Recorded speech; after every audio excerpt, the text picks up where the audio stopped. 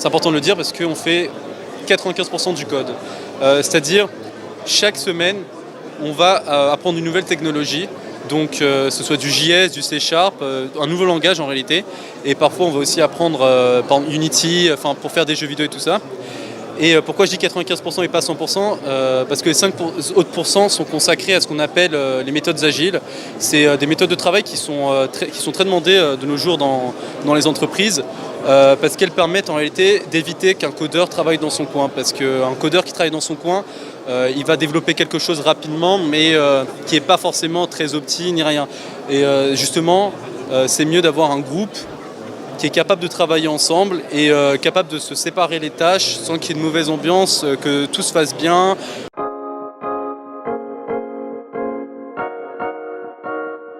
En soi, nous, on travaille qu'en groupe de 4 ou de 3, ça dépend, mais on travaille qu'en groupe. Après, donc certes, on ne travaille plus tout seul, mais en attendant, on travaille quand même seul parfois sur un projet. Il y a 3 heures où je suis tout seul en train de taper du code. Et après, quand j'ai fini ma tâche en quelque sorte, parce que nous, en plus d'être agile, on fait une méthode Scrum, donc c'est encore plus approfondi.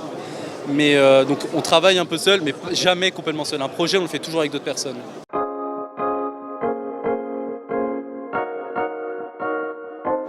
Depuis très jeune, comme je joue beaucoup aux jeux vidéo et je voulais en faire et j'ai toujours trouvé, j'avais déjà un petit peu commencé à coder chez moi, j'ai toujours trouvé que c'était cool. Donc une formation qui propose presque que ça, c'est top. Voilà, faut le rappeler, sans matière générale, c'est-à-dire on n'a pas de français, on n'a pas de maths ni rien. On a un peu d'anglais, mais parce qu'il faut quand même avoir un peu de base en anglais, mais ça s'arrête là, quoi.